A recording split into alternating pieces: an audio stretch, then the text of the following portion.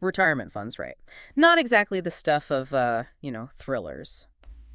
But today we're diving into one that's anything but ordinary. We're talking CalPERS, the California Public Employees Retirement System. Definitely not your average retirement fund. Now, most people probably know CalPERS manages pensions and health care for a lot of Californians, over 1.5 million to be exact. But what they might not realize is, well, just how huge this whole operation actually is. It's massive. Mhm. We're talking the largest public pension fund in the U.S., managing, get this, over $469 billion in assets. As of June 2021, at least. To put that in perspective, that's bigger than a lot of countries' entire GDPs. Okay, yeah, that's a big number, but what does that actually mean for, the average person? It means the decisions made at CalPERS, they don't just affect California's retirees. The impact ripples out, influencing the economy, the stock market, even setting trends for other pension funds nationwide. Wow, so it's like CalPERS is this, like, quiet giant pulling strings behind the scenes. Quiet isn't exactly the word I'd use. CalPERS is known for being pretty bold, especially when it comes to something called shareholder activism. Shareholder activism. Yeah, they're not afraid to use their influence to push for changes in the companies they invest in. Okay, so before we get into all that, let's back up a bit. Where did this powerhouse even come from? Well, it's quite a story, actually. It all started back in 1932, right? That's right. With this much smaller system, ESSERS, they called it, the State Employees Retirement System. And get this, back then, they could only invest in bonds. Yeah, it's wild to think about now, right? How we view pension fund investments today. It was a different era. Before all these sophisticated strategies, the ability to invest in so many different things. So when did things start to, change? Well, 1962 was a big one. 1962. That's when they added health insurance to the mix. Totally changed the game, really. Added a whole new layer of responsibility. Makes sense. And then 84, another big year, right? Huge. 1984 is when they got the green light to invest in stocks. No limits. No limits. Wow. Talk about a game changer. And it wasn't just CalPERS, by the way. This was part of a bigger trend. The public sector was growing, and retirement systems had to adapt, find new ways to grow, Keep up with the times. And by 1992, they were officially CalPERS. $100 billion in assets, over 1 million members. It's crazy how fast they became like a force. That growth, especially being able to invest in stocks, it gave them serious leverage. It's about risk and reward, sure, but also about influence. When you own stock in a company, you get a say in how things are run. And CalPERS definitely wasn't afraid to use that influence. We've got to talk about some of the times they really shook things up, like that whole showdown with General Motors in the early 90s. What was that all about? Oh, man, that was big. They basically called out GM's board, right? They did. Demanded better leadership, more action, less talk. Some people even say CalPERS pressure is what led to the chairman being ousted. Really? It was a huge deal. Wow, so that's shareholder activism in action. Textbook example. They saw an opportunity to leverage their position, advocate for change within a company they owned a part of. And they didn't stop there, did they? Remember Y2K? Could I forget? Everyone was freaking out, but CalPERS was already way ahead, demanding companies disclose their Y2K plans. And then they sued the New York Stock Exchange in 2003. Who sues Wall Street? That one was a big deal. They claimed some of the NYSE's trading practices were hurting investors, costing them money. So they were willing to take on anyone, even Wall Street, if they felt like it was the right thing to do. That's the thing about CalPERS. They've always walked this line between being investors and activists, and it's caused its fair share of controversy. Controversy, how so? Well, there's this theory, right? The CalPERS effect, they call it. Studies have shown that companies targeted by CalPERS for change, they often see their stock value go UP afterwards. Wait, really? So even just being challenged by CalPERS is a good thing? It's hard to say if it's a direct cause or just, a correlation, but it shows how complex their influence really is. Some people say it proves they're effective. Critics, though, they say it's CalPERS overreaching, that they have an anti-business bias. Wow, makes you think. What's the role of a pension fund, really? Are they just investors, or do they have this bigger responsibility to advocate for change, shake things up, and when does it go too far? So, you want to know how CalPERS ended up with this $150 billion shortfall? It's not exactly like a simple answer, but it kind of boils down to a perfect storm of different factors. Okay, so hit me with it. What kind of storm are we talking about here? Well, imagine this, right? Investment projections that are, shall we say, tad optimistic. Returns don't quite meet expectations, and suddenly, boom, you've got a gap. Add to that increased benefits promised over time, people living longer, meaning those pensions are being paid out for longer. And yeah, it adds up. So not just one bad decision or anything, more like a bunch of things happening at once. Exactly. And the longer those issues are ignored, that potential shortfall, it just keeps growing. It really highlights this core challenge for pension funds, balancing the needs of retirees, the people who depend on those funds, NOW, with keeping the whole system sustainable for the future, for everyone else down the line. Right, right. Sounds like a tough balancing act. So how is CalPERS, with their, history of bold moves, how are they planning to deal with this shortfall? What are their options? Well, they're looking at a few different things, each with its own, complications, but adjusting their investment strategy is key. So like diversifying maybe, finding new opportunities, those emerging markets, stuff like that. Exactly. But it's not just about chasing higher returns, it's about managing risk too. And then there's the whole issue of benefit structures, Hmm.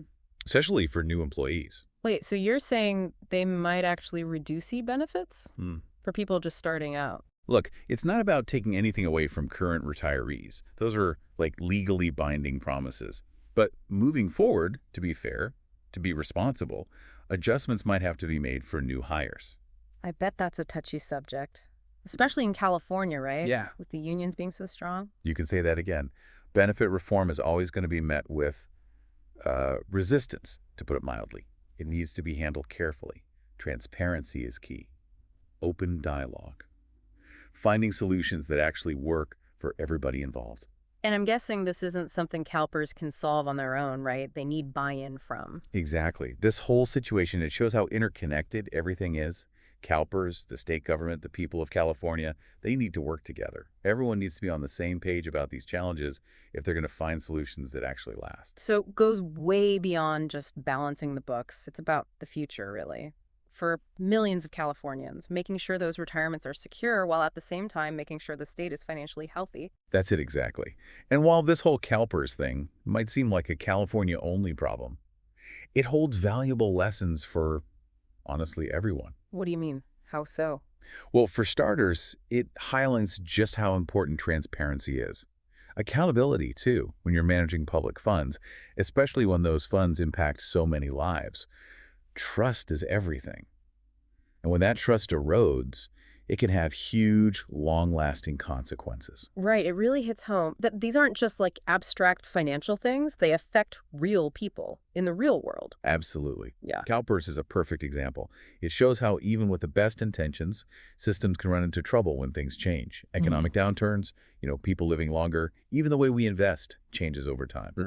Adaptability is key. Got to be able to roll with the punches. Exactly. And that takes, open and honest conversations about what we're willing to risk, the trade-offs, what the long-term impact is going to be. That's the only way to make informed decisions. So these are conversations we should all be having, not just the folks over at CalPERS.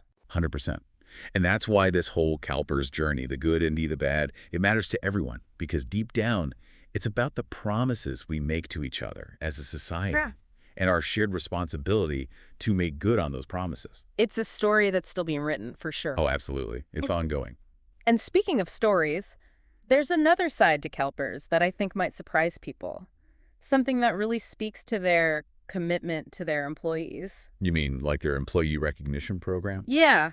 It seems kind of counterintuitive, right?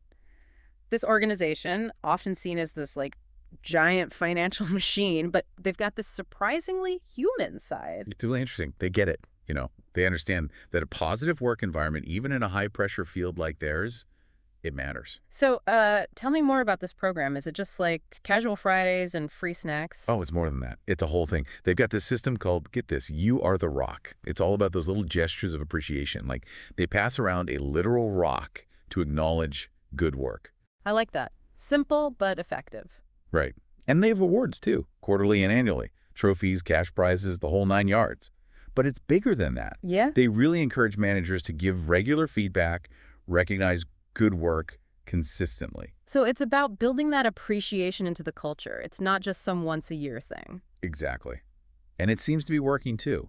CalPERS consistently ranks high in employee satisfaction and their turnover rate. Really low, especially for a government agency their size. That's kind of nice to hear, actually, this whole other side of CalPERS, that Yeah. they care about creating a good supportive environment for their people. It really challenges those stereotypes, right, about big bureaucracies.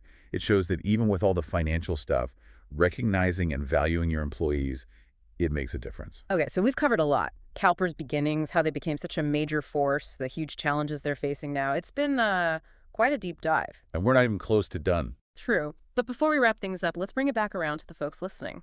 What does this all mean for someone, who lives miles away from California? What are the key takeaways here, the things we should all be thinking about? It really is a bigger story when you think about it. CalPERS, it's like what do you call it, a microcosm, a glimpse into what pension funds are dealing with everywhere, all over the country, even globally. So it's not just a California thing. Not even close. Think about it. People are living longer these days, right? Right. Markets are volatile. The economy is unpredictable. Even the very nature of work is changing. Those trends, they affect everyone. And they have huge implications for how we think about retirement, how we plan for it, how we make it work. Yeah. Makes you wonder, if a giant like CalPERS, with all its resources, all its power, if they're struggling, what does that mean for the smaller guys, the pension funds with, way less wiggle room? $1 million question, right? It really highlights how important it is to be proactive, plan ahead, and manage those funds responsibly, of course. But honestly, the most important thing is just talking about it, openly and honestly, about the problems, the challenges, the tough choices that have to be made. Because at the end of the day, this isn't just about numbers on a spreadsheet. Right? These are real people's lives, their livelihoods, their futures. We've seen how CalPERS has taken on these big corporations, but can they, or any pension fund, really reform themselves from the inside out to deal with these challenges, adapt to this, new reality? That's the big question, isn't it? And there's no easy answer. It's something people are grappling with, debating, trying to figure out. And it's going to be that way for a while, I think. And it's a conversation we all need to be a part of. 100%. Because the future of retirement, it depends on people being informed, being engaged, and being willing to roll up their sleeves and find solutions that work for everyone, not just a select few. Well said. Well, this has been quite a journey, exploring the world of CalPERS, all the twists and turns, the bold moves, the, let's call it what it is, the scary stuff, too. The challenges they're facing. It's just another day at the office, right? Pretty much. But that's what we do here at the Deep Dive. We don't shy away from the complex stuff. And hey, sometimes the best we can do is just start asking the right questions. Exactly. So if you're listening out there and something they talked about today resonated with you, don't stop here. Go out there, do your own research, keep digging, keep the conversation going, because the more we understand these complex systems, these forces that shape our lives, the better equipped we are to actually do something about them, to build a better future. Couldn't have said it better myself. That's all the time we have for today, folks. Thanks for joining us for this deep dive into CalPERS. Until next time, keep learning, keep questioning, keep exploring.